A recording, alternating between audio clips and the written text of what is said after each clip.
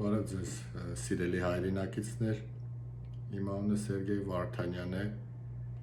ես այսօր խոսելու եմ հայ-ադրբեջանական հակամարտության վերջին զարգացումների մասին և այն մասին, թե ինչով է այս դեպքը տարբերվում նախկիններից և ինչպես են տարբեր երկրները արձագանքել և նաև ինչ կարող ենք մենք հայերս անել, որպեսզի օգտակար լինենք մեր հայրենիքին։ Մինչև որ մոտորբանը անցնելը եկեք ֆիքսենք, որ ցանկացած պատերազմ դա աղետ է թե հաղթող և թե պարտվող կողմի համար։ Աղոթում եմ, որ օր առաջ խաղաղություն լինի հայոց հողի վրա և իմ ցավակցությունն եմ հայտնում մեր զոհված հերոսների ընտանիքներին։ Աստված թող իրենց հոգիները լուսավորի, իրենց անունները այլևս ոսկե տառերով հավերժ դաջված են մեր պատմության էջերում։ Ինչպես գիտեք, ի պատասխան ադրբեջանական կողմի սադրանքների, Հայաստանի զինված ուժերը գրավել և վերահսկողության տակ են վերցրել Տավուշի մասում տարածքի չափազանց կարևոր նշանակություն ունեցող բարձունքը։ Հիմա բացատրեմ ինչով է այն կարևոր։ Եթե նայեք քարտեզին, ապա կտեսնեք, որ Տավուշի ու Վրաստանի արանքում ադրբեջանական հողերի մի նեղ 40-45 կիլոմետրանոց երկարությամբ միջանցք է ձգվում։ Այդ միջանցքով անցնում են M2 և 60 ավտոմայրուղին, որը կապում է Բաքուն Թբիլիսիի հետ, Բաքու-Ջեյխան նավթամուղը, Բաքու-Թբիլիսի-Էրզրում գազամուղը, Բաքու-Սուփսա նավթամուղը դեպի Սևծով և Բաքու-Թբիլիսի-Ղարս երկաթգիծը։ Այսինքն Ադրբեջանի տնտեսական ամենակարևոր ենթակառուցվածքները անցնում են այդտեղով։ Բարձունքի գրավելուց հետո այդ ուղիները հայտնվում են մեր դիրքերի անմիջական ուղիղ հարվածի տարածքում, վտանգելով Ադրբեջանի տնտեսական անկախությունը։ Փոխաբերական իմաստով Հայաստանի զինված ուժերը իրենց ձեռքն են վերցրել Ադրբեջանի տնտեսության օդի փականը։ Բնականաբար դա պիտի առաջացներ Բաքվի խիստ զայրույթը, որովհետև նրանք հասկանում են, որ եթե այդ բարձունքը ետ չվերցնեն, իրենց տնտեսությունը պատանդ կդառնա Հայաստանին։ Ոմանք թերագնահատում են պահի կարևորությունը, բայց այն, ինչ տեղի է ունեցել, հնարավոր է բեկումնային դառնա հայ-ադրբեջանական հակամարտության լուծման հարցում, որովհետև այդ քայլով Հայաստանը ձեռք է բերել ուժեղ խաղաքարտ։ Ինչ է կատարվում Բաքվում։ Նախկին 25 տարիների ընթացքում Ադրբեջանը ամեն տարի իշխանությունները Ադրբեջանի, չասենք Ադրբեջանը, ամեն տարի մեծացրել են հարձակողական սպառազինություն ձեռք բերելու բյուջեն, իբրև թե պատրաստվելով պատերազմի։ Նրանց հռետորիկան միշտ եղել է հարձակողական և խնդրի լուծումը ըստ իրենց եղել է պատերազմը։ Ադրբեջանը 2019 թվականին պաշտոնական տվյալներով $1.5 միլիարդ սպառազինություն է գնել, իսկ այս տարի նախատեսվում է $2 միլիարդ 267 միլիոնի նորից էլի սպառազինություն ձեռք բերել։ Համեմատության համար Հայաստանի պաշտպանության բյուջեն եղել է $647 միլիոն 2019-ին, որը նախկին տարվա համեմատ ավելացել է 25%-ով, իսկ այս տարի նախատեսվում է $500 միլիոն։ Իհարկե հնարավոր է, որ մեր իշխանությունները այս դեպքերից հետո ավելացնեն բյուջեն, ես դա չգիտեմ, չեմ կարող ասել։ Ես մի քանի նկարներ կտեղադրեմ հղումներում, որպեսզի ավելի պատկերավոր երևա, թե ինչի մասին եմ խոսում, ինչպես նաև կտեղադրեմ հղումներ այն սկզբնաղբյուրներին, որոնցից ես օգտվել եմ սույն մոտորումը պատրաստելիս։ Լուրերով համոզված եմ, որ տեսած կլինեք, որ Ադրբեջանում ցույցեր են անում եւ իշխանություններից պահանջում են պատերազմ անել։ Ադրբեջանցիները իրենց զայրույթն են հայտնում իշխանություններից կորցրած դիրքերի համար եւ դա կարծում եմ նորմալ է իրենց տեսանկյունից, որովհետեւ վերջին 25 տարիների ընթացքում օրը 24 ժամ բոլոր մեդիա միջոցներով ադրբեջանական պրոպագանդայի մեքենան թույն ու թարախ է սերմանել ժողովրդի մեջ, անընդհատ խոսել է, թե պատերազմի դեպքում հզոր ադրբեջանական բանակը մի քանի օրում կհասնի Երևան ու նման անհեթեթություններ, բայց արի ու տես, որ տեղի է ունենում հակառակը եւ իրենց զորքերը մեկ օրում կորցնում են ամենակարևոր դիրքերից մեկը։ Շատ կարևոր է ճիշտ գնահատական տալ Ալիևի կերպարին։ Ալիևը քրեա օլիգարխիկ համակարգի ղեկավար է եւ որպես այդպեսի նա ունի մեկ շահ, դա իր կլանի տնտեսական հարստացումն է։ Նրան պատերազմ 1000 տարի հարկավոր չէ, ընդհակառակը նա պատերազմի վտանգի պատրվակը օգտագործում է, որպեսզի արդարացնի իր եւ իր ոհմակի անօրինականությունները։ Այստեղ նա ինձ մի քիչ հիշեցնում է մեր նախկին իշխանություններին, որ հենց ընդդիմությունը մի փոքր ակտիվանում էր կամ մեկը բանակի խնդիրներից էր խոսում, դարձնում էին ազգի թշնամի։ Իսկ ճշմարտությունը կայանում էր նրանում, որ թալանում էին ու այդ թալանը քողարկում պատերազմի վտանգի կեղծ հայրենասիրությամբ։ Նույնը կատարվում է Ադրբեջանում։ Ուղղակի այնտեղ փողը շատ է։ Ավելի ճիշտ շատ էր, մինչև որ նավթի գները կտրուկ անկում ապրեցին, հարվածելով ադրբեջանական տնտեսությանը եւ զգալի արժեզրկելով մանաթը, իրենց վալյուտան։ Մեր նախկինները դեռ շատ պիտի հաց ու պանիր ուտեն, որ կաշառակերության մակարդակով հասնեն Ալիևին։ Մի օր մի ամերիկա-ադրբեջանցի ծանոթիս հետ էի խոսում,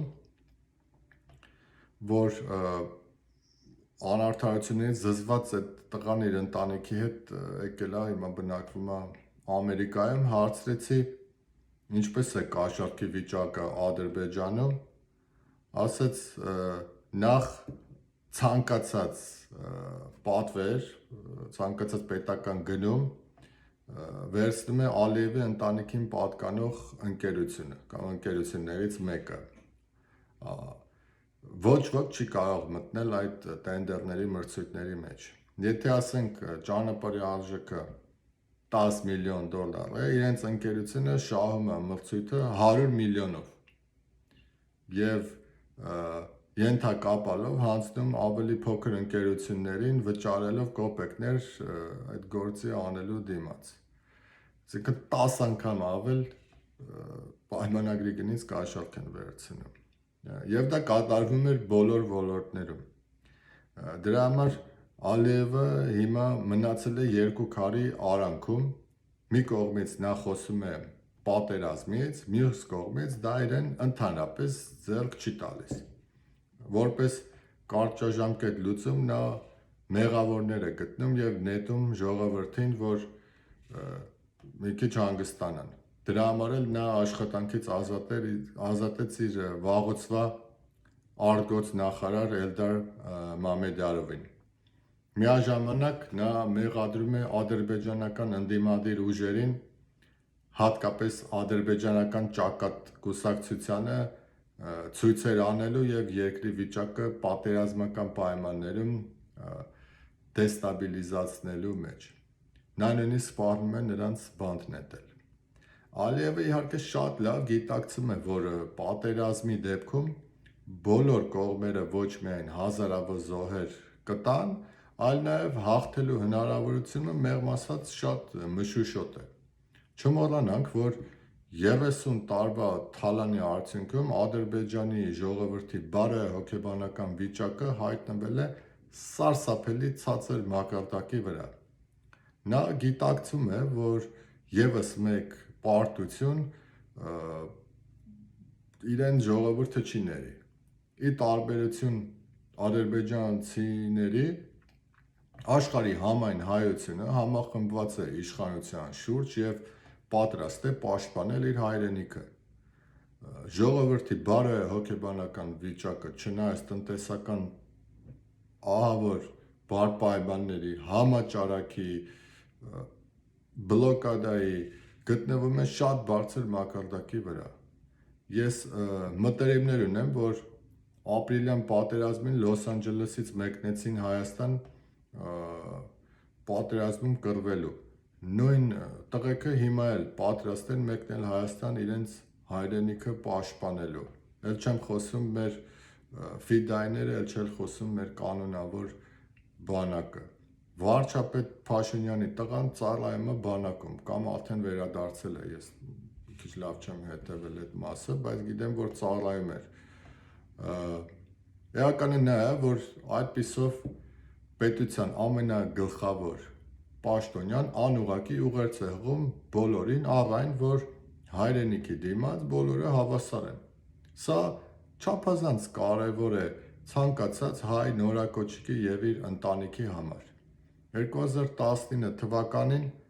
Հայաստանի իշխանությունները տարկետում տվեցին միջնակարգ մասնագիտական հաստատություններում սովորողներին, բոլորը ասում են, որ դա շատ բացասական կազդի զորակոչիկների քանակի վրա, բայց արի ու տես, որ 2019 թվականի հուլիսի զորակոչիկների քանակը պակասելու փոխարեն ընդհակառակը ավելացավ։ Ինչու՞։ Որովհետև այլևս ամեն մարդ էլ չի մտածում, թե ինչպես իր երեխային ազատի բանակից։ Մարդը մտածում է, թե վարչապետի տղան ծառայում է, իմ տղան էլ կարող է ծառայել։ Իմ ընկերոջս տղան այս պահին ծառայում է բանակում եւ ասում է, որ սննդի, հագուստի եւ սպառազինության վիճակը անհամեմատ լավացել է։ Սակայն նա նաեւ նշում է, որ այդ կիսագողական բարքերը դեռ որոշ տեղերում գործում են։ Սա իհարկե ցավալի է եւ պետք է հասկանանք, որ դժվար է 30 տարվա քանդածը սարքել, բայց այն, որ մենք մեր իշխանությունները գիտեն մեր խնդիրները եւ աշխատում են դրանց լուծման ուղղությամբ, դա փաստ է ու դա շատ կարեւոր է։ Հիմա եկեք մեր ուշադրությունը ուղղենք թուրքական կողմի վրա։ Ուրեմն ամսի 16-ին Ադրբեջանի պաշտպանության ուժերի փոխնախարար օդային ուժերի հրամանատար Վազիմ Թայիրովը մեկնեց Անկարա եւ հանդիպում ունեցավ Թուրքիայի պաշտպանության նախարար Հուլուսի Աքարի հետ, որից հետո Աքարը եւ նախագահ Էրդողանը ասացին, որ կանգնած են իրենց եղբայրական ազգ Ադրբեջանի կողքին եւ չեն հանդուրժի հայերի այդ ոտնձգությունները, կանեն ամեն ինչ, մի խոսքով այն ինչ որ միշտ ասել են, իրանց հռետորաբանությունը չի փոխվում։ Ինչպես գիտեք, Եվրոպայի անվտանգության եւ համագործակցության կազմակերպության կողմից ձևավորվել է մի կառույց, որին անվանում են Միսկի խումբ։ Կառույցի նպատակը խաղաղ ճանապարհով խնդրի լուծումն է։ Մինսկի խմբի մեջ մտնում են Բելարուսը, Գերմանիան, Իտալիան, Շվեդիան, Ֆինլանդիան, Թուրքիան, ինչպես նաև Հայաստանն ու Ադրբեջանը, իսկ համանախագահներն են Միացյալ Նահանգները, Ֆրանսիան եւ Ռուսաստանը։ Մինսկի խմբի բոլոր կողմերը, բացառությամբ Թուրքիայի, հայտարարություն տարածեցին, ասելով, որ հակամարտությունը պետք է լուծվի խաղաղ ճանապարհով եւ կողմերին կոչ արեցին անմիջապես կրակը դադարեցնել եւ վերադառնալ բանակցային գործընթացին։ Սա իհարկե կողմերի պաշտոնական հայտարարություններն էր, բայց կարծում եմ կարևոր է մեզ համար հասկանալ, թե ինչպիսի ազդակներ են գերտերությունները ուղարկում ոչ պաշտոնական ալիքներով։ Եթե սկսենք Ռուսաստանից, օրինակ Ռուսաստանի իշխանությունների միջազգային քարոզչության մեքենայի ԼՏ հեռուստաալիքի գլխավոր խմբագիր Մարգարիտա Սիմոնյանը հետևյալ կերպ է արտահայտվել, բառացի չեմ ասում, բայց իմաստը հետևյալն է եղել։ Նա մեղադրում էր Հայաստանի իշխանություններին նրանում, որ չեն ճանաչել Ղրիմը իբրև ռուսական տարածք։ Ասեմ, որ միջազգային բոլոր կառույցները դատապարտել են Ղրիմի գրավումը Ռուսաստանի կողմից եւ հայտարարել են, որ այդ քայլը Ուկրաինայի ամբողջականության եւ ինքնավարության նկատմամբ կոպիտ ագրեսիա է։ Դրա հետևանքով միջազգային հանրությունը Ռուսաստանի ենթարկել է ծանրագույն տնտեսական պատժամիջոցների։ Նաև որպեսզի լավ պատկերացնեք, թվարկեմ այն երկրները, որոնք որ պաշտոնապես ճանաչել են Ղրիմը իբրև ռուսական տարածք, դրանք են Աղվանստանը, Վենեսուելան, Նիկարագուան, Սիրիան, Սուդանը, Հյուսիսային Կորեան եւ Կուբան։ Նույնիսկ Ռուսաստանի դաշնակից Բելարուսը, Ղազախստանը, Ուզբեկստանը, Տաջիկստանը պաշտոնապես չեն ճանաչել, չնայած արդարության համար պետք է նշել, որ ոչ պաշտոնապես արտահայտվել են իօգուտ Ռուսաստանի։ Ես չեմ կարծում, որ Հայաստանի իշխանությունները պիտի թշնամանային Ուկրաինայի դեմ զուտ Ռուսաստանին գոհացնելու համար։ Ինչպես նաև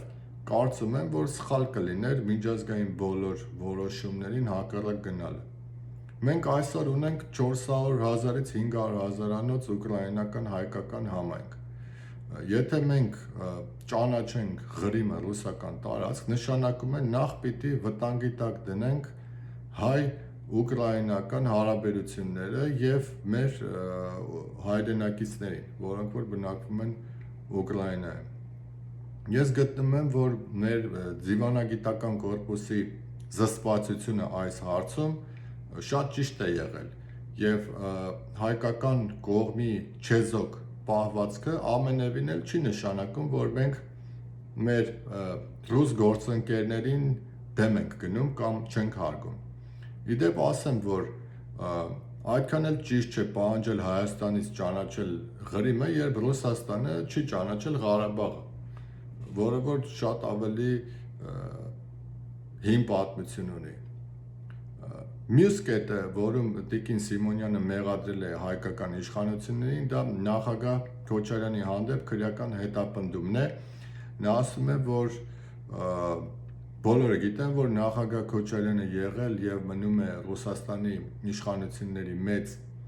բարեկամը, ուստի այդ հետապնդումը նաեւ հարված է հայ-ռուսական հարաբերություններին։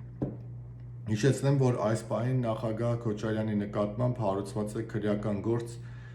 մարտի 1-ի տխրահռչակ դեպքերի կապակցությամբ։ Ես իմ նախկին մտորումների ժամանակ նշել եմ, որ մարտի 1-ը եղել է ժամանակակից պատմության ամենաամոթալի դրվագներից մեկը մեր հայոց պատմության։ Այդ հարցը չափազանց նուրբ եւ ցավոտ խնդիր է ցանկացած հայի համար։ Եվ այն, որ գործող իշխանությունները վճռական են իրենց արդարության հաստատման եւ արդարադատության իրականացման հարցում, չափազանց կարեւոր է բոլորիս համար։ Արդյոք Ռուսաստանի բարեկամ լինելը որևէ մեկին անձեռնմխելի է դարձնում։ Արդյոք օրենքի առաջ բոլորը չպետք է հավասար լինեն։ Եվ վերջապես ես հասկանում եմ, որ դատական անկախությունը միգուցե խորթ է Ռուսաստանի համար, բայց մենք այդ սկզբունքը փորձում ենք պահպանել։ Թողեք պահպանենք։ Կարծում եմ, որ 2018 թվականից ի վեր արտոնյալների դասը պետք է վերացած լինի Հայաստանում եւ պետք է մեր գործընկերները հասկանան, հարգեն եւ ընդունեն այդ եղելությունը։ Նախագահ Քոչարյանի գործը ամենևին չի նշանակում, որ հայկական իշխանությունները դեմ են գնում Ռուսաստանի կառավարությանը։ Մենք հո չենք խառնվում Ռուսաստանի ներքին գործերին եւ պահանջում ասենք Խաբարովսկի գուբերնատորին ազատ արձակել, որովհետեւ ամբողջ Խաբարովսկը ոտքի է ելել Պուտինի ռեժիմի դեմ։ Դե դա էլ մեր ներքին գործն է, դուք էլ մի խառնվեք։ Ինչ շատ բան ենք ուզում, չեմ հասկանում։ Տիկին Սիմոնյանը նաև մեղադրում է իշխանություններին հակառուսական հասարակական կազմակերպություններով երկիրը հեղեղելու մեջ, որոնք սովորեցնում են ըստ իր խոսքերի երիտասարդներին, թե ինչպես Ռուսաստանում իշխանափոխություն անել։ Նախագահ Պուտինին նույնիսկ ռուս ժողովուրդը չի կարողանում հեռացնել, որ մնաց հայ երիտասարդները անեն, բայց խնդիրը այլ է։ Հայաստանի իշխանությունները չեն գրաքննում ու փակում հասարակական կազմակերպություններին։ Կներեք, բայց գործիքակազմը Ռուսաստանում ու Հայաստանում տարբեր է։ Հայաստանում խոսքի ազատությունը, քաղաքացիական հասարակության անկախությունը, մամուլի ազատությունը, բարձրագույն արժեքներ են հռչակված։ Եթե իշխանությունները գնան փակելու ճանապարհով, առաջինը պիտի հակակառավարական մեդիա կառույցներն ու հասարակական կազմակերպությունները փակեն, հետո Ռուսաստանի մասին մտածեն։ Բայց բացա չեն անում դա։ Նա նաև մեղադրում է իշխանություններին ռուսահայ գործարարներին վռնդելու մեջ եւ ռուսահայերին եւ հայահայերին բաժանելու եւ թշնամանք սերմանելու մեջ։ Ես դրա հետ էլ համաձայն չեմ եւ չեմ հասկանում ինչի մասին է խոսում։ Ուրեմն փոփոխություններից ի վեր հեղափոխության մասին եմ խոսում, նախկին իշխանությունների հետ նույնիսկ ամենասերտ կապ ունեցող գործարարներին հնարավորություն տրվեց մտնել հարկային դաշտ, վերադարձնել չմուծված հարկերը եւ շարունակել իրենց գործունեությունը։ Սամվել Ալեքսանյանը ձեզ օրինակ։ Չնայած Կարեն Կարապետյանը, Սերժ Սարգսյանի աշխատակազմի ղեկավարներ 2019 թվականի հունիսին վարչապետ Փաշինյանը հանդիպում ունեցավ Տաշիր խմբի հիմնադիր Սամվել Կարապետյանի հետ, ազդարարելով համայն աշխարհին, որ իշխանությունները չունեն որևէ գործարարի նկատմամբ։ Վերջի վերջո բոլորս էլ հասկանում ենք, որ եթե որևէ տնտեսվարող ուզում էր աշխատել Հայաստանում, նա չէր կարող ոչ փնովել, ոչ էլ գործել նախկին իշխանությունների կամքին հակառակ։ Խաղի կանոնները այդպիսին էին, եւ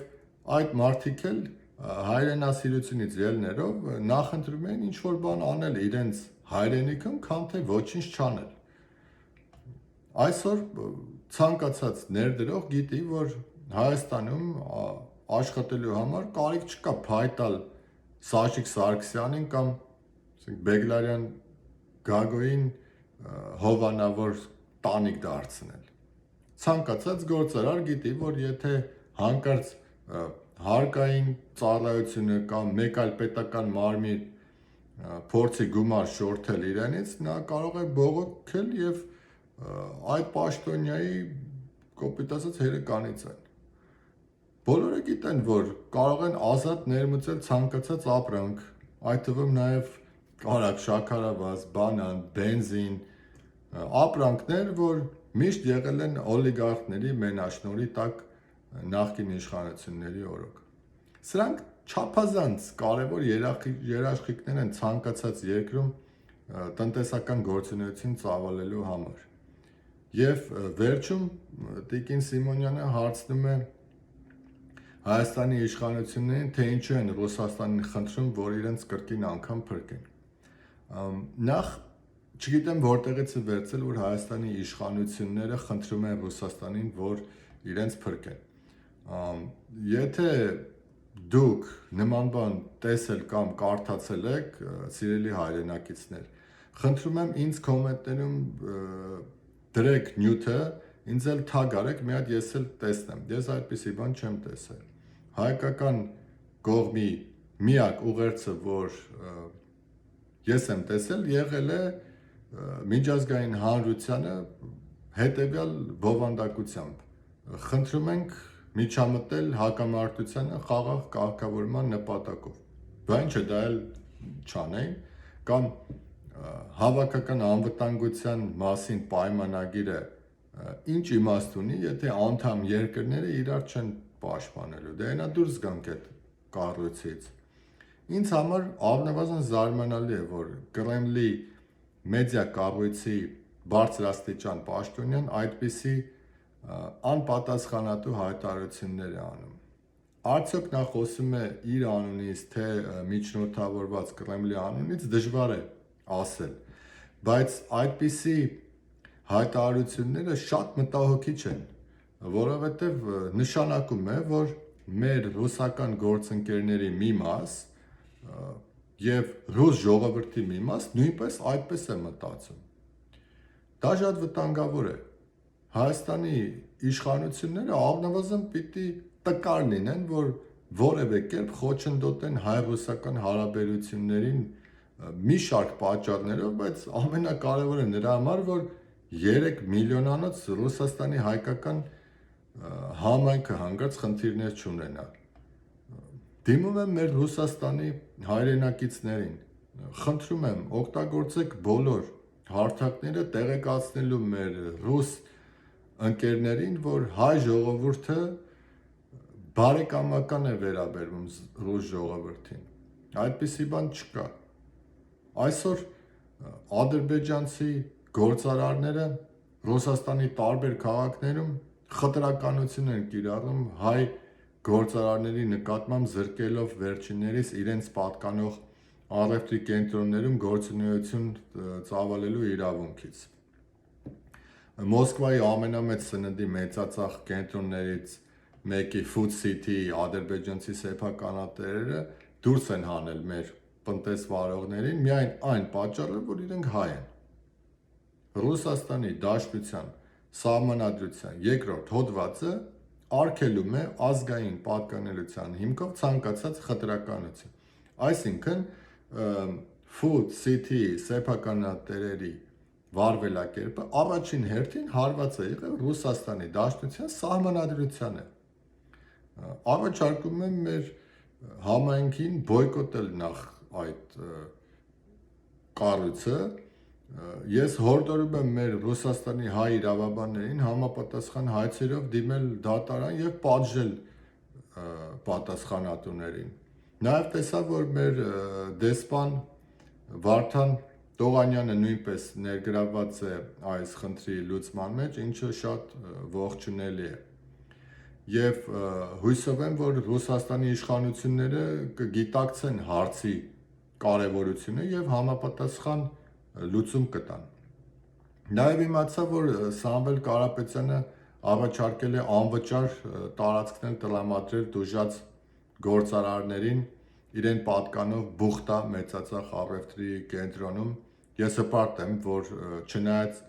բոլոր տարաձայնություններին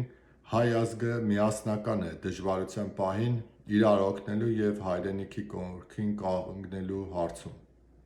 Մինսկի խմբի մյուս կարևոր գերտերությունը դա Ամերիկայի Միացյալ Նահանգներն են։ Նրանք էլ կողմերին հորդորել են դադարեցնել հրաձգությունը եւ վերսկսել խնդրի լուծման խաղաղ բանակցային գործընթացը։ Չգիտեմ որքան եք տեղյակ, բայց Միացյալ Նահանգները ռազմական օգնություն է տրամադրում Ադրբեջանին, բավականին մեծ, տենց մի $100 միլիոն չափի։ Ամերիկայի հայ ազգային կոմիտեի եւ մեր այլ հայկական լոբիստական կառույցների շնորհիվ մի խումբ կոնգրեսականներ որոշման փոփոխության առաջարկներով են հանդես եկել կոնգրեսում, որպեսզի նախ որոշման մեջ ամրագրվի, որ այդ օգնությունը ոչ մի դեպքում չի կարող օգտագործվել խաղաղ բնակչության կամ քաղավիացիայի դեմ եւ որ Միացյալ Նահանգները պահպանեն անկողմնակալության պարիտետի սկզբունքը, այսինքն Հայաստանին էլ տրամադրեն այնքան օգնություն, որքան որ տրամադրում են Ադրբեջանին։ Սիրելի ամերիկահայ հայրենակիցներ, խնդրում եմ ձեզ նամակ գրեք ձեր կոնգրեսականին եւ խնդրեք, որպեսզի այդ փաստաթղթի շուրջ որոշում կայացնելիս կողմ քվեարկեն։ Այս հաղորդագրության մեջ տեղադրված է հղում այն էջին, որտեղ հեշտ ու հանգիստ կարող եք ձեր դիմումը on-line տարբերակով ներկայացնել, ուստի նորից խնդրում եմ մի րոպե ժամանակ հատկացեք եւ ստորագրեք այդ խնդրագիրը։ Մյուս կարևոր խաղացողը եւ Մինսկի խմբի համանախագահ ֆրանսիական կողմը նույնպես դատապարտել է ռազմական գործողությունները եւ հորդորել կողմերին վերադառնալ բանակցային գործընթացի։ Ֆրանսիական մի շարք քաղաքական գործիչներ, այդ թվում Ֆրանսիայի խորհրդարանի բոլոր խմբակցությունների ներկայացուցիչները հանդես են եկել հայտարարությամբ, որտեղ մեղադրել են թե ադրբեջանական կողմին եւ թե թուրքական կողմին տարածելով հետեւյալ հաղորդագրությունը Կիպրոսի եւ Սիրիայի հյուսիսի ռազմական օկուպացիայից, Լիբիայում կոպիտ միջամտությունից հետո Թուրքիայի վտանգավոր ներգրավվածությունը հարավային Կովկասում նոր վտանգ է տարածաշրջանային խաղաղության համար եւ ըստ այդմ նոր եւ ուղղակի ոտնձգություն Ֆրանսիայի եւ Եվրոպական միության շահերի դեմ մեջբերման ավարտը։ Սա շատ կարևոր ուղերձ է թե Ադրբեջանի եւ թե Թուրքիայի համար։ Այս ամենը մեր ֆրանսիական 1 միլիոնանոց հայ համայնքի աշխատանքի արդյունքն է։ Ես իմ խորին երախտագիտությունն եմ հայտնում մեր ֆրանսիահայ հայրենակիցներին, իսկ օրինակ Միացյալ Թագավորության համայնքների պալատի կողմից հուլիսի 13-ին Հայաստանի գործողությունները դատապարտող որոշում է ընդունվել, որտեղ Հայաստանը ներկայացվել է իբրև ագրեսոր, որի տակ ստորագրել են բոլոր 3 ֆրակցիաների ներկայացուցիչները։ Ցավոք սրտի բրիտանական կողմը միշտ կողմնակալ ադրբեջանամետ դիրքորոշում է ունեցել Բաքվի հետ իր խորը տնտեսական շահերի պատճառով ու մեր համայնքը դեռ աշխատանք ունի անելու։ Ես տեսա, որ հավաքվել էին դեսպանատան մոտ եւ դա շատ ողջունել է, բայց դեռ լիքը գործ կա անելու։ Սիրելի հայրենակիցներ, այս պատերազմը կանցնի կգնա, ինչպես եւ բոլոր մնացած պատերազմները։ Մեր պապերը ջարդերից չեն մազապուրծ եղել, որ այսօր մենք մեր հայրենիքը կորցնենք թուրքերին։ Խաղաղություն եմ մաղթում մեր ազգին։ Առողջ մնացեք։ Սրբերը ձեզ պահապան։ Շնորհակալություն ուշադրության համար։ Լավ եղեք։